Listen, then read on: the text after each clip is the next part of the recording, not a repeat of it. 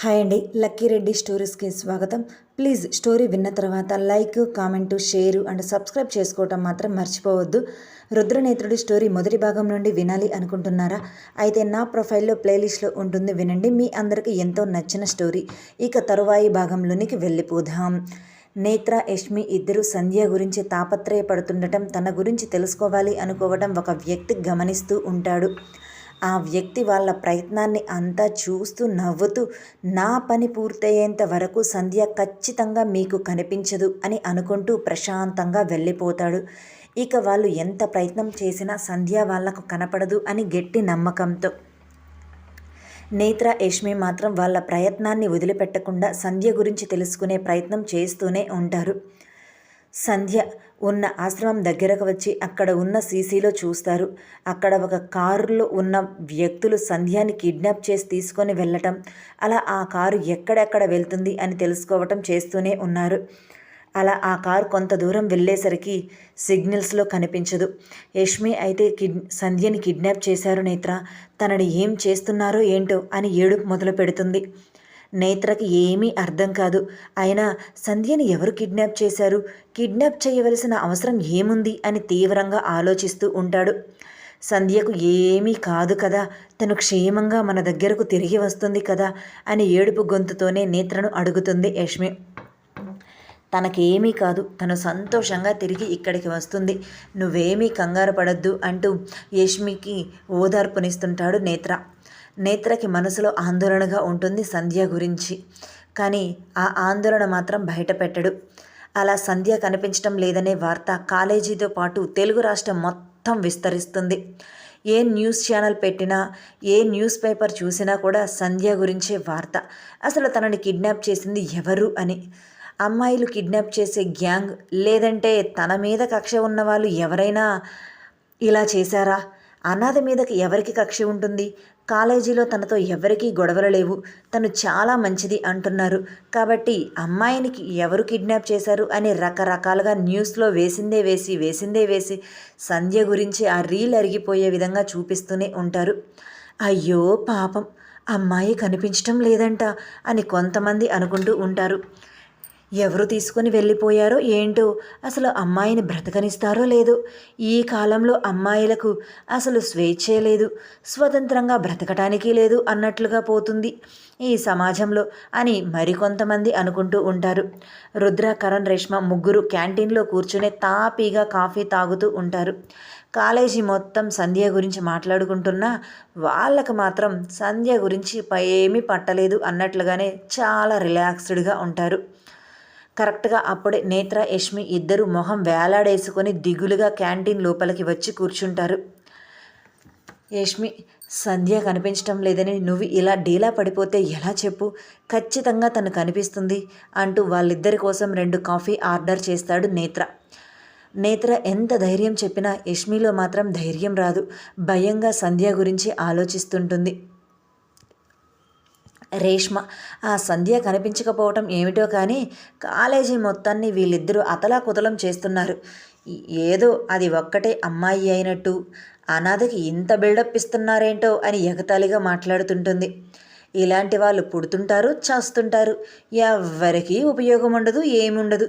అసలు వీళ్ళు పుట్టింది తెలియదు, చచ్చింది తెలియదు. అటువంటి వాళ్ళ గురించి వీళ్ళకు ఎందుకో అంత ఆరాటం అని చాలా చులకన చేసి మాట్లాడుతుంటుంది. కరణ్ రేష్మికి సపోర్ట్గా, ఏంటోలే వీళ్ళ ప్రేమలు మనకి అర్థమే కాదు, అసలు ఆ సంధ్య ఇంకే బ్రతికి ఉంటుందంటావా? నాకు డౌటే, లేదంటే అమ్మాయి కదా అని ఎవరైనా ఎంజాయ్ చేసి దాని జీవితంతో ఆడుకున్నారా అని గట్టిగా నవ్వుతూ అంటాడు. ఆ మాటలు వింటున్న యష్మి, నేత్ర ఇద్దరికి చాలా కోపం వస్తుంది. యష్మి పిడికిలు బిగించి కోపంగా రేష్మ దగ్గరకు వచ్చి చంప మీద ఒక్కటి పీకి, ఆడపిల్ల కనిపించకుండా పోయి ఇప్పటికీ 5 రోజులవుతుంది, కనీసం జాలి చూపించకపోయినా పర్వాలేదు, మరీ ఇంత వంకరగా మాట్లాడాల్సిన అవసరం లేదు. తను నిన్నేం చేసింది? ఏ రేజైనా నిన్ను పల్లెత్తి ఒక్క మాట అన్నదా? లేదు కదా, ఎందుకు తన మీద నీకు అంత కక్ష, కోపం? అనాథలంటే అంత చులకనా? వాళ్ళు ఏమైనా కావాలని అనాథలు అయ్యారా? ఎవరో చేసిన తప్పు వల్ల వీళ్ళు అనాథలు అయ్యి ఇలా ఒంటరిగా బ్రతుకుతున్నారు.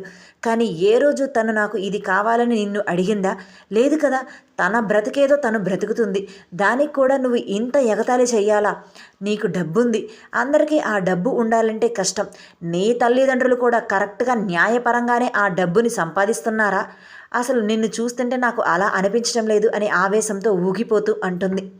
తన తల్లిదండ్రులని అనేసరికి రేష్మ పైకి లేచి కోపంగా, ఏంటే ఓ రెచ్చిపోతున్నావు? అది అనాథ, అది కిడ్నాప్ అయ్యిందో కావాలని డ్రామా ఆడుతుందో ఎవరికి తెలుసు, ఎవరు చూశారు? అది కనపడకపోతే నా మీద పడి ఏడుస్తావేంటి? అయినా మా తల్లిదండ్రుల గురించి అనటానికి నీకేంటి హక్కు అని యష్మిని కొట్టడానికి చెయ్యి ఎత్తుతుంది రేష్మ. నేత్ర ఆ చేతిని పట్టుకుని విసురుగా వెనక్కి కొట్టి, ఏంటి ఓ విర్రవీగుతున్నావు? డబ్బుందనే కదా అంతగా విర్రవీగుతున్నావు. అదే డబ్బు లేకపోతే నీ పరిస్థితి సంధ్య కంటే దారుణంగా ఉంటుంది. కానీ నువ్వు సంధ్యలా గౌరవంగా కూడా బ్రతకావు అని చిన్న చూపు చూసి మాట్లాడతాడు. రేష్మని అంటుంటే కరణ్కి కోపం వచ్చి లేచి, మాటలు మర్యాదగా రాని నేత్ర. ఎవరో అనాథ కోసం నువ్వు ఇలా నా ఫ్రెండ్ని అనటం మాత్రం కరెక్ట్గా లేదు. రుద్ర మాత్రం వాళ్ళ మధ్య జరుగుతున్న గొడవని ఎంజాయ్ చేస్తూ కాఫీ తాగుతూ చాలా రిలాక్స్డ్గా చూస్తుంటాడు. నేత్ర, నీ ఫ్రెండ్ ఏమైనా తక్కువగా మాట్లాడిందా? నా ఫ్రెండ్ అంటావా అని అంటున్నావు. ముందు రేష్మనే కదా సంధ్యని చులకన చేసి మాట్లాడింది. ముందు నీ ఫ్రెండ్ నోరుని అదుపులో పెట్టుకోమని చెప్పు అని అన్నది. ఎంత అనాథ అయితే మాత్రం అలా నోరు పారేసుకుంటావా? తనకి నేను ఉన్నాను. తను ఎప్పటికీ అనాథ కాదు. అన్నయ్యగా తనకి నేను అన్ని వేళలా దగ్గర ఉండి చూసుకుంటున్నాను. అటువంటిది నా చెల్లెల గురించి తను అలా మాట్లాడుతుంటే నేను చూస్తూ ఊరుకుంటానా? ఏ కీలు కాకీలు విరిచేస్తాను, జాగ్రత్త అని వేలు చూపించాడు నేత్ర.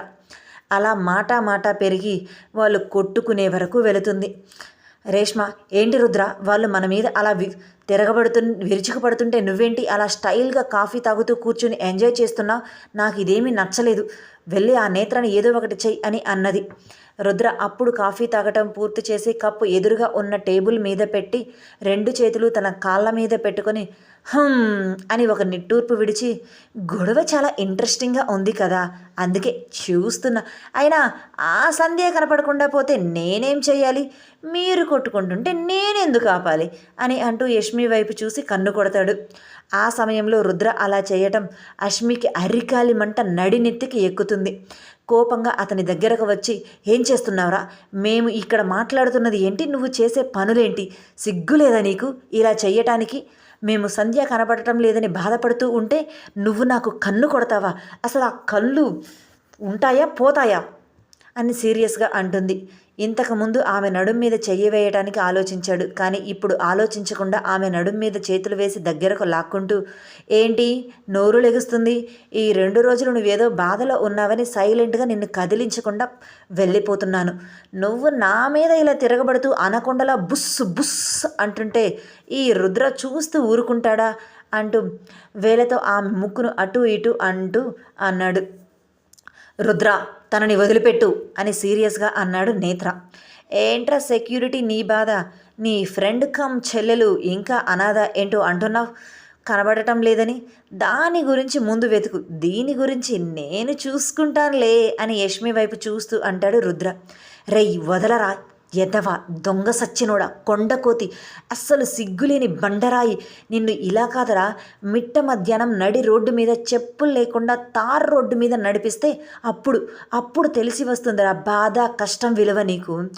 డబ్బు ఉంది కదా అని బాగా విర్రవీగుతున్నారు మీరు అంటూ అతని చేతుల్లో నుండి విడిపించుకోవడానికి తన శాయశక్తులా ప్రయత్నం చేస్తూనే ఉంటుంది యష్మి. తను ఎంత ట్రై చేసినా అతని చేతుల్లో నుండి విడిపించుకోలేదని తనకు తెలిసినా తన ప్రయత్నం తాను చేస్తూనే ఉంటుంది. కరణ్ రేష్మ ఇద్దరూ కోపంగా యష్మి వైపు చూస్తుంటారు. యష్మి వాళ్ళని అన్ని మాటలు అంటుంది అని. రుద్ర ఆమె మాటలను ఏమాత్రం పట్టించుకోకుండా ఏదో పూచిక పుల్ల కథ తీసేసినట్లుగా తీసేస్తూ, అవునే ఆ రోజు మందు తాగి ఎంత సరదాగా లవ్లీగా మాట్లాడావు, మళ్ళీ ఇంకొకసారి మందు తాగొచ్చు కదా, నాకు మరలా ఇంకొకసారి ఛాన్స్ వస్తుంది అక్కడ ముద్దు పెట్టుకోవటానికి అంటూ ఆమె గుండెల మీద చూస్తూ అన్నాడు. అప్పటి వరకు ధైర్యంగా ఉన్న యష్మి అతను అలా ఆ మాట అనటంతో అతని నుండి విడిపించుకునే ప్రయత్నం ఆపి, ఆడపిల్లతో ఎలా ప్రవర్తించాలో కూడా తెలియదా, సిగ్గులేని ఎదవ అని, ఈడియట్ అని కోపంగా తిడుతూనే ఉంటుంది ఆపకుండా. ఆ మాటలను ఎప్పటిలా రుద్ర గాలికి వదిలేసి, సరే కానీ ఆ గుండెల మీద ఉన్న చక్రం గుర్తుకి అర్థం ఏంటి? నాకు ఇప్పటికీ అర్థం కాలేదు. రోజు నేను దాని గురించే ఆలోచిస్తున్నాను తెలుసా? నిద్రపోయేటప్పుడు అని అదేదో ఐఏఎస్ క్వశ్చన్ లాగా అడుగుతాడు. తన గుండెల మీద ఉన్న గుర్తు అతను అలా డైరెక్ట్గా చెబుతుండటంతో ఆమెకు కోపంతో పాటుగా బాధ, కన్నీళ్ళు వస్తాయి. వీళ్ళిద్దరూ అంత దగ్గరగా ఉండి ఏం మాట్లాడుకుంటున్నారు అనేది ఎవ్వరికీ అర్థం కాదు. ఎందుకంటే వాళ్ళిద్దరూ వాళ్ళకు మాత్రమే వినపడే విధంగా మాట్లాడుకుంటున్నారు. వాళ్ళు మాట్లాడుకునే మాటలు నలుగురికి వినపడే విధంగా ఉండేవి కాదు కదా, వాళ్ళ పర్సనల్. ఏంటి ఏమీ మాట్లాడటం లేదు? అవును, నువ్వు మందు ఎప్పుడు తాగుతావో, పబ్బుకి ఎప్పుడు వెళ్తావో చెప్పు. నేను అదే రోజు కరెక్ట్గా నీ దగ్గరకు వచ్చేస్తాను. నీతో గడిపిన ఆ కొన్ని క్షణాలు నాకు మధుర క్షణాలుగా ఎప్పటికీ గుర్తుండిపోతాయి. రేపు మనకు పెళ్ళైన తర్వాత మనకు పిల్లలు పుడతారు కదా, వాళ్ళకు చెప్పుకోవటానికి బాగుంటుంది అని నవ్వుతూ ఆమె బుగ్గలాగి వదిలిపెడతాడు రుద్ర. రేయ్ నిన్ను అంటూ కొట్టడానికి కోపంగా చెయ్యి ఎత్తుతుంది యష్మి. ఆ చేతిని రుద్ర తన చేతుల్లోనికి తీసుకొని, అబ్బా ఎందుకు ప్రతిసారి చెప్పినా ఇలానే చేస్తావు? నీకు తెలుసు కదా నువ్వు నన్ను కొట్టలేవని. సర్లే, నువ్వు నీ ఫ్రెండ్ కనపడటం లేదని బాధలో ఉన్నావు కదా, కాబట్టి ఇప్పుడు నేను నీకు ఎక్కువగా నా ప్రేమను చూపించలేకపోతున్నాను. నా ప్రేమ చూస్తే నువ్వు తట్టుకోలేవు కదా. సరేలే, మనం ఇక్కడ మాట్లాడుకుంటూ ఉంటే నీ సెక్యూరిటీ చూడు నా వైపు ఎలా గుర్రుగా చూస్తున్నాడో. యష్మి నేత్ర దగ్గరకు వచ్చి, ప్లీజ్ మనం ఇక్కడ ఉండొద్దు, నన్ను ఇక్కడ నుంచి తీసుకొని వెళ్ళిపో అని బాధగా తలదించుకొని అన్నది. రుద్ర నిన్నేమన్నాడు అని సీరియస్గా అడుగుతాడు నేత్ర. ప్లీజ్ ఇప్పుడు ఆ మాటలు మాట్లాడుకునే సిచ్యువేషన్లో నేను లేను, మనం ఇక్కడ నుంచి వెళ్ళిపోదామంటూ నేత్ర చేతిని పట్టుకొని అక్కడి నుంచి తీసుకొని వెళ్ళిపోతుంది యష్మి. రేష్మ, ఏంటి రుద్ర నువ్వు దానితో అంత క్లోజ్గా ఉంటున్నావు? నువ్వు ఆ యష్మితో అంత క్లోజ్గా ఉండటం నాకు నచ్చటం లేదు. నువ్వు తనని అవాయిడ్ చేయి అని సీరియస్గా అంటుంది. నీకు నచ్చకపోతే నేనెందుకు చేయాలి అంటూ కాలర్ వెనక్కి అనుకుంటూ మరలా అక్కడ ఉన్న చైర్లో కూర్చుంటాడు. వెళుతున్న యష్మి వైపే చూస్తున్న రుద్ర. రేష్మ కోపంగా, ఎందుకంటే నేను నిన్ను ప్రేమిస్తున్నాను, నువ్వు నాకు కావాలి. అటువంటిది నువ్వు ఆ యష్మితో అంత క్లోజ్గా ఉంటే నేను తట్టుకోలేకపోతున్నాను. అందుకే నువ్వు తనకి దూరంగా ఉండాలి అని అన్నది. ఇదండి ఇవాల్టి స్టోరీ. మరలా రేపటి భాగంతో కలుసుకుందాం. Thank you.